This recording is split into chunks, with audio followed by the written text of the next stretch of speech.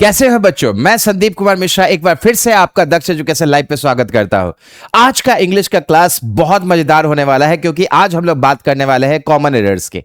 जानते हो, आप किसी भी कॉम्पिटिटिव एग्जामिनेशन में बैठ रहे हो जहां पे इंग्लिश आता है, वहां पे कॉमन एरर एक बहुत ही इंपॉर्टेंट सेगमेंट होता है और इसका निपटारा करना बहुत जरूरी है। जो ग्रामर हम पढ़ते हैं ना, वो ग्रामर का समझ एकदम पुख्ता होना चाहिए।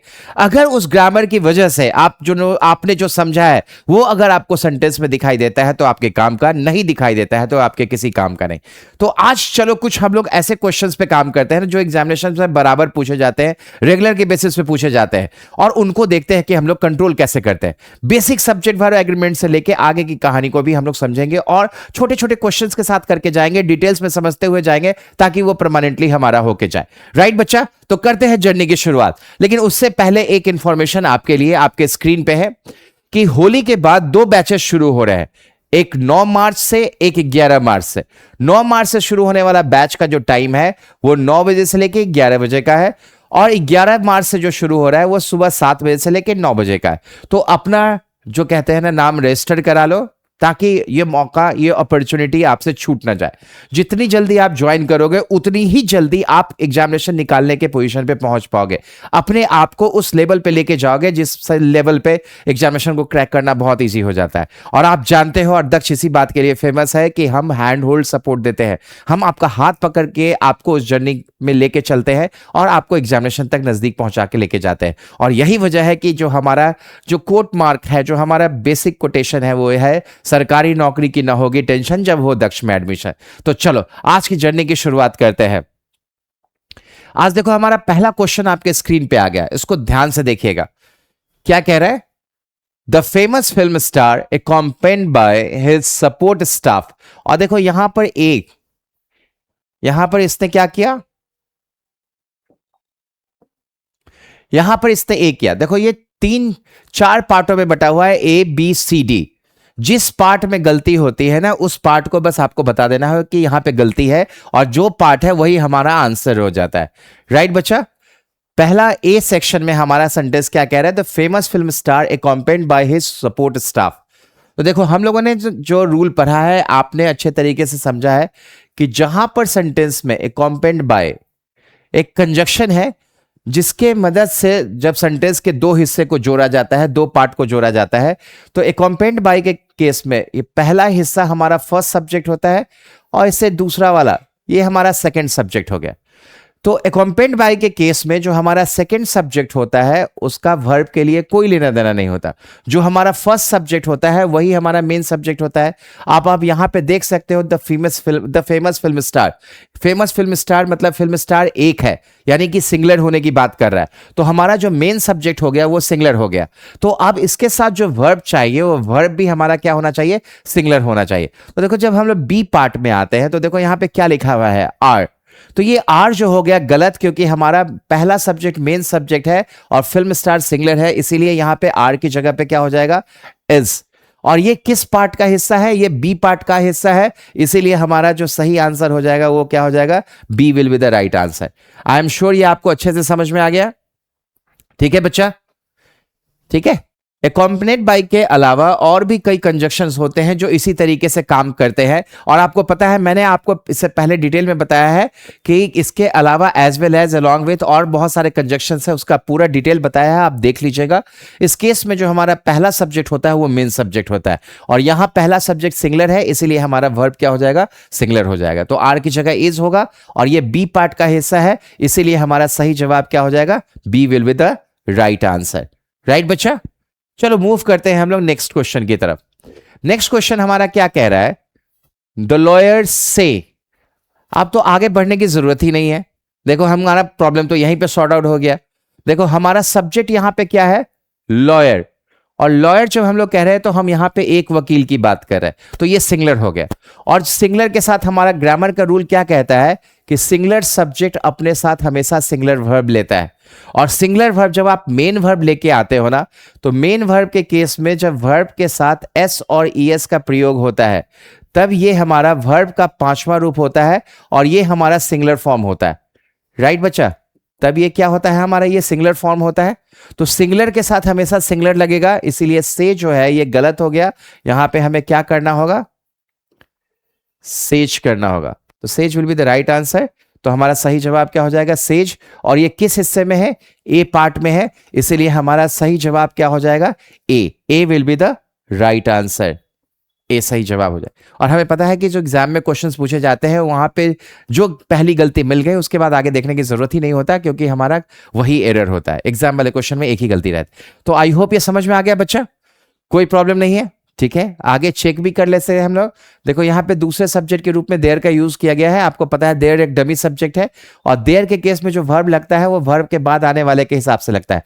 तो यहाँ पे मेनी प्लूरल है, प्लूरल नाउन डिटेल्स की बात कर रहा है, तो ये ऑटोमेटिकली यहाँ पे आर लग के जाएगा। तो जो गलती था हमारा वो यहाँ पे है, से की जगह पे क्या हो जाएगा, सेज हो जाएगा, क्योंकि लॉयर सिंगुलर है। Singular verb singular subject singular verb लेता है, और plural verb plural subject plural verb लेता है। राइट बच्चा, singular subject singular verb, plural subject plural verb. चलो मूव करते हैं हम लोग नेक्स्ट क्वेश्चन की तरफ।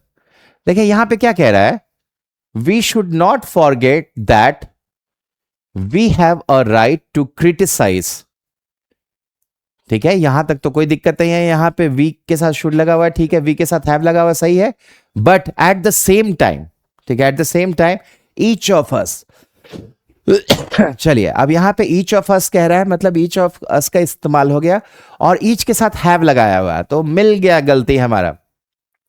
ईच और एवरी का इस्तेमाल जब भी होता है सेंटेंस में, जिस तरीके से भी होता है, ये अपने साथ हमेशा सिंगुलर वर्ब का इस्तेमाल करता है। तो हैव यहां पर एरर हो गया, इसकी जगह पे क्या हो जाना चाहिए, हैज हो जाना चाहिए। और ये किसका हिस्सा है, सी पार्ट का हिस्सा है, इसलिए हमारा जो सही आंसर हो जाएगा वो क्या हो जाएगा, C will be the right answer. C जो है वो सही जवाब हो जाएगा। ग्रामर का रूल है बच्चा कि जब भी हम लोग ईच और एवरी के साथ सेंटेंस बनाते हैं तो ईच और एवरी का यूज हमेशा सिंगुलरिटी को शो करता है, इसीलिए इसके साथ लगने वाला जो वर्ब है वो हमेशा सिंगुलर होता है। और यहां पे ईच ऑफ अस के साथ हम लोगों ने हैव का यूज किया है, तो हैव गलत हो गया, हैव की जगह पे क्या हो जाएगा, हैज का इस्तेमाल होगा। आई होप बच्चा आपको अच्छे से समझ में आ गया होगा, कोई भी परेशानी नहीं है, बहुत इजी कंडीशन है। और जैसे जैसे आप चीजों के साथ ना एसोसिएटेड होते चले जाते हो, ये आपके लिए एकदम इजी गेम हो जाता है, आसानी से हम लोग पिक कर सकते हैं। चलो मूव करते हैं हम लोग नेक्स्ट क्वेश्चन की तरफ। नेक्स्ट क्वेश्चन की तरफ हम लोग देखते हैं। चलिए देखो यहां पर भी फिर आपका सेंटेंस की शुरुआत क्या हो रही है, देयर के साथ हो रही है। और देयर के साथ हम लोग जानते हैं ना कि देयर एक डमी सब्जेक्ट है, तो देयर के बाद जो वर्ब आता है ना, ये वर्ब जो है वो देयर पे डिपेंड नहीं करता, बल्कि देयर के बाद आने वाले नाउन या प्रोनाउन पे करता है। और देखो देयर के बाद क्या आ रहा है, अ नंबर ऑफ का यूज हो रहा है। और ग्रामर का रूल है कि अ नंबर ऑफ के साथ हमेशा प्लूरल नाउन का यूज करते हैं। ठीक है, प्लूरल नाउन और प्लूरल वर्ब। तो अ नंबर ऑफ के साथ नाउन तो यहां पे प्लूरल हो गया, मतलब ये जो ये वर्ब के बाद जो आने वाला हिस्सा है ये हमारा प्लूरल है। तो यहां पर भी जो वर्ब होगा, ठीक है, ये हमारा प्लूरल होना चाहिए। और अभी आपने तुरंत देखा है कि जब वर्ब में एस और यस लगाते हैं तो वो सिंगुलर हो जाता है। तो यहां पे क्या कर देना होगा, अपीयर कर देना होगा, और अपीयर करते ही हमारा सेंटेंस सही हो जाएगा। और ये किस हिस्सा में है, ए पार्ट में है, तो इसीलिए हमारा सही जवाब क्या हो जाएगा, ए। राइट बच्चा, फिर से ध्यान से, देयर के केस में जो वर्ब है ना वो देयर पे डिपेंड नहीं करता, बल्कि वर्ब के बाद आने वाले नाउन या प्रोनाउन पे डिपेंड करता है। और अ नंबर ऑफ के साथ जब भी हम लोग जोड़ते हैं तो नाउन भी प्लूरल होता है, वर्ब भी प्लूरल होता है। तो बहुत इजी है कि यहां पे हमें प्लूरल वर्ब करना होगा, इसीलिए क्या हो जाएगा, अपीयर हो जाएगा। तो आई होप ये आपको अच्छे से समझ में आया, कोई दिक्कत नहीं होगी, बिल्कुल भी कोई दिक्कत नहीं होगी। चलो मूव करते हैं नेक्स्ट क्वेश्चन की तरफ। चलिए अब यहां पर हमारा क्वेश्चन की शुरुआत हो रही है इफ के साथ। ठीक है, तो इफ वाले केस में जब हम लोग सेंटेंस का फॉर्मेशन करते हैं तो जो गलती का स्पॉट होता है वो ये जगह होता है या यहां सेकंड वाले पार्ट पे होता है। ठीक है, तो इफ के केस में जब हम लोग बात करते हैं तो तीन तरीके का सिचुएशन यहां पे आता है। वर्ड का यूज हम लोग तब करते हैं जब सब्जेक्ट खुद बदल के कुछ बन रहा हो, जैसे if I were a king. लेकिन यहां पर तो सब्जेक्ट के कुछ बनने की बात हो ही नहीं रही, यहां पे क्या कह रहा है, सब्जेक्ट किसी के मदद करने की बात कर रहा है। तो एक सिंपल सा ट्रिक आप ध्यान में रखिएगा इफ के साथ। ठीक है, इफ वाले केस में जब हम लोग यहां पे वर्ब में ईडी लगा लेते हैं, ठीक है, मतलब वर्ब के तीसरे रूप का इस्तेमाल करते हैं, ईडी या ईएन वाला फॉर्म का यूज होता है, तो ये अपने साथ हर कंडीशन में हैड का इस्तेमाल करता है। ठीक है, इस जगह पे या तो वर हो सकता है या हैड हो सकता है या हैड प्लस V3 हो सकता है। तो जब भी यहां पे V3 ED या EN वाला पार्ट आएगा तो यहां पे गारंटेड होता है कि हम लोग यहां पे हैड का इस्तेमाल करते हैं। तो जब ये हमारा तुम्हारा ना हैड प्लस V3 का यूज हो जाता है तो सेकंड पार्ट में हम लोग would plus have plus V3 लेते हैं। तो सेकंड पार्ट में देखो would plus have plus V3 है, तो सेकंड पार्ट सही है तुम्हारा। बस जो एरर है वो यहां पे हो गया, तो यहां पे क्या हो जाएगा, if I had help you in your studies. Right बच्चा, एकदम सिंपल सा फंडा है, ध्यान में रखिएगा। इफ के बाद, ठीक है, सब्जेक्ट के बाद अगर यहां पे वर्ब का तीसरा रूप ED या EN वाला आ गया तो यहां पे आपको हैड का इस्तेमाल करना है। तो आई होप ये समझ में आ गया। और ये किस पार्ट में है, ए पार्ट में है, इसीलिए हमारा जो जवाब हो जाएगा वो क्या हो जाएगा, A will be the right answer. I hope आपको अच्छे से समझ में आ गया है, कोई परेशानी नहीं होगी। Well done. चलो मूव करते हैं हम लोग नेक्स्ट क्वेश्चन की तरफ। देखिए हमारा ये क्या कह रहा है, Yogendra Sharma is the daring police officer. Yogendra Sharma के बारे में बात कह रही जा रही है कि योगेंद्र शर्मा एक डेयरिंग पुलिस ऑफिसर है। और यहां देखो, यहां रिलेटिव प्रोनाउन का इस्तेमाल कर दिया, यहां इसने विच लिखा और आगे हैज लिखा हुआ। तो देखो रिलेटिव प्रोनाउन हु और विच का जो इस्तेमाल होता है ना, वो इस बात पे डिपेंड करता है कि हु विच से ठीक पहले जो आ रहा है उसे एंटीसीडेंट कहते हैं। तो यहां पर एंटीसीडेंट हमारा क्या हो गया, पुलिस ऑफिसर। और ये पुलिस ऑफिसर जो है ना, ये लिविंग बीइंग है, ठीक है। तो जब आपका एंटीसीडेंट लिविंग बीइंग होता है तो हम विच का इस्तेमाल नहीं करते। राइट बच्चा, विच का इस्तेमाल नहीं करते। ये यहां पर क्या होता है, एंटीसीडेंट लिविंग बीइंग हो तो हम लोग हु का इस्तेमाल करते हैं। राइट बच्चा, आई होप ये समझ में आ गया। यहां पे क्या हो गया, ये हु का इस्तेमाल हो जाएगा। और पुलिस ऑफिसर चूंकि सिंगुलर है इसलिए यहां पे क्या हो जाएगा, हैज का इस्तेमाल हो जाएगा। आई होप आपको समझ में आ गया बच्चा। अगर यहीं पे अगर एंटीसीडेंट नॉन लिविंग होता तो विच का प्रयोग करता। ये रूल है हमारा रिलेटिव प्रोनाउन के केस में। अगर एंटीसीडेंट, देखो हु विच के ठीक पहले जो आता है उसे एंटीसीडेंट कहते हैं।